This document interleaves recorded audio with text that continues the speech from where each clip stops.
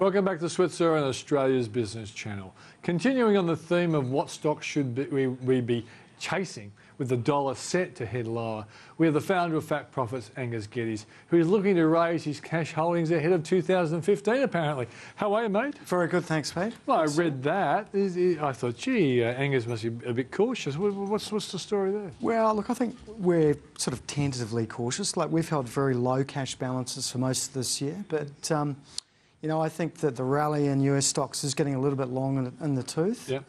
Valuations are high, and I think, you know, probably this time, the other side of Christmas, or the other side of Christmas certainly, you know, there'll be probably a few concerns about interest rates moving up. So, yeah, I think it's probably now time to start increasing those cash weightings. Okay, is it on the basis that you want to be holding cash when the overdue correction comes, but then you'll be a buyer at the bottom of that correction, if you can time it brilliantly like you would hope you could? Well, that's the name of the game.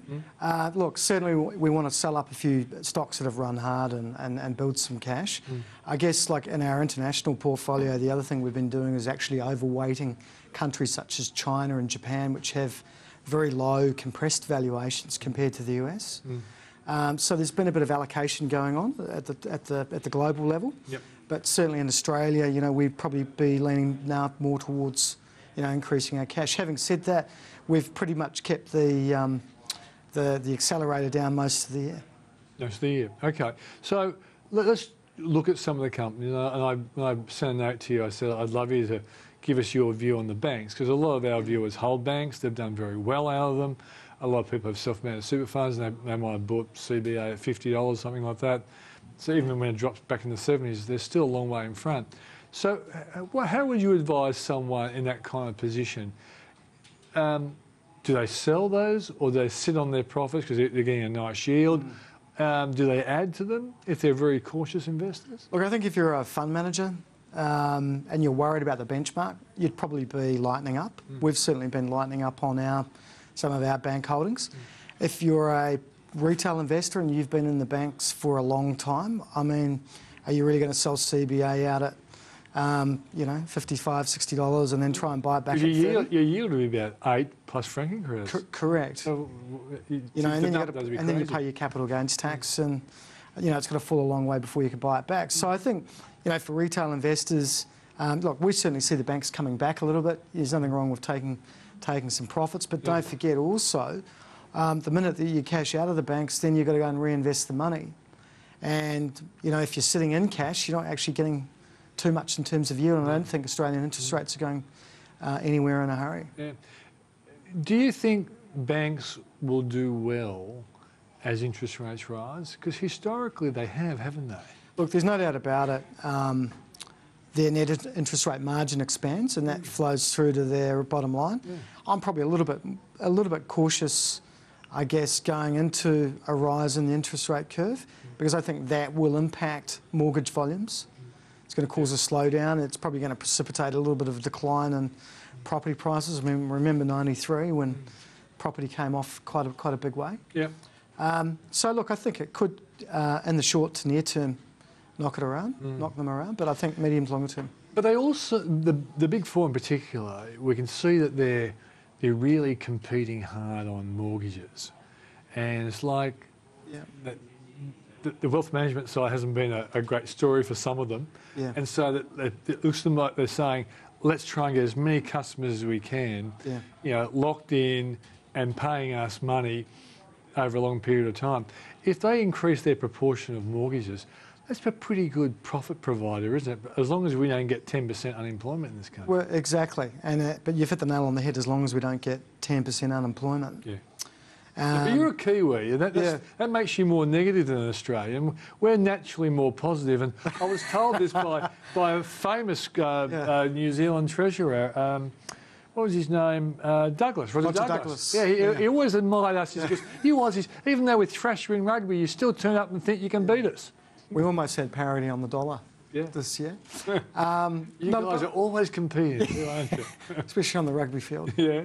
Stop bringing up rugby. All right, so on that basis then, you are a little bit worried about the economy then, are you? Well, actually I'm not. And I don't think we are going to get 10% unemployment. Thank God for that. Thank goodness. But I think the critical thing really for Australia is we've got to get the Australian dollar down. It's got to come off to make it a more level playing ground. Because New Zealanders would be struggling too. They don't want their dollar to be so they're high. gasping for air with the Kiwi strength at the moment. And I guess the other thing is commodity prices. Like, that's the other key thing that has got to come right for Australia. Now, I guess we're in the camp where we sort of see iron ore prices and the base metals actually bottoming out. So are we at the bottom now, and there's more upside than downside, do you think? Look, I think we are. And you've been good on commodity price in the past. We've been lucky. We've been pressing at times. But yeah, look, I don't think you need to be early. I think it's going to take some time for some of these commodity prices to actually start moving up again. But if we get the commodity prices and the dollar piece right, companies like BHP and Rio are still going to be reasonable investments, aren't they? Exactly, and obviously category killers throwing off lots of cash. They can category killers. Give us a name. So yeah, I think the commodity space is looking quite interesting, and I guess you can tie that back into China.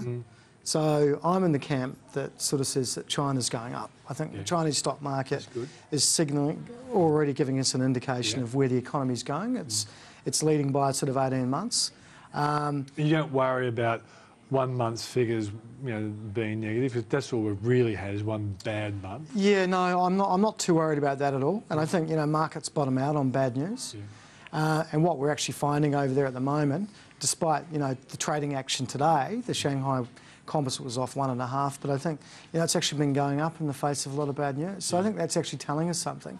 And if anything, that China's stabilising, and we're going to see a recovery in the some of these base metals and iron ore, etc., down the track. Angus, when the Yanks have to embrace the fact that rates are going to rise, do you think Wall Street will sell off, and then once values emerges, they'll come back in and buy those good companies again on the basis that this is going to be a pretty good American economy, at least for 12 months or maybe 2 years? Yeah, look, there's no question a pullback would be very healthy, I think, at this point for US stocks, and it would entice a lot of buyers back in. Interest rates over there are very low.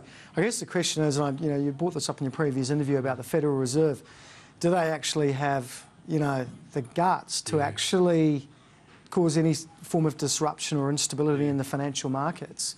So I think that, we've got a Fed that's been erring on the side of caution now since the GFC.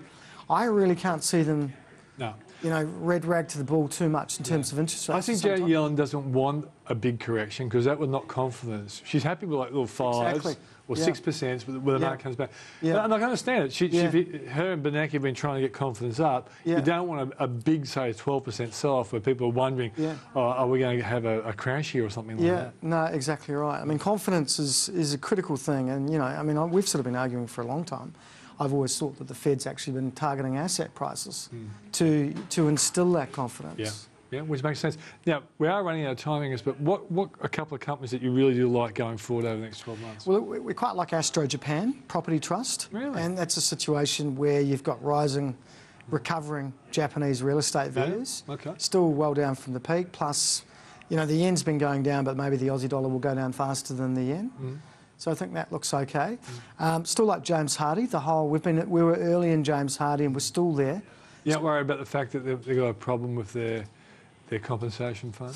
Not too worried about that. More sort of focused, I guess, on the residential housing story in Australia and the USA. I think there's more to go there.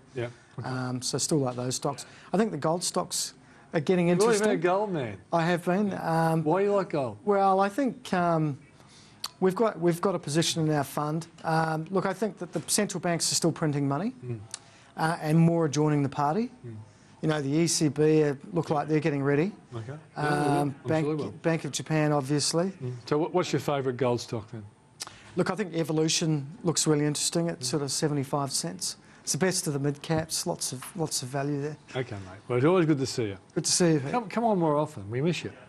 All right, that's Angus Geddes from Fat Profits. Coming up with the challenges of the tougher online competition for retailers, we'll get some options for the old bricks and mortar businesses.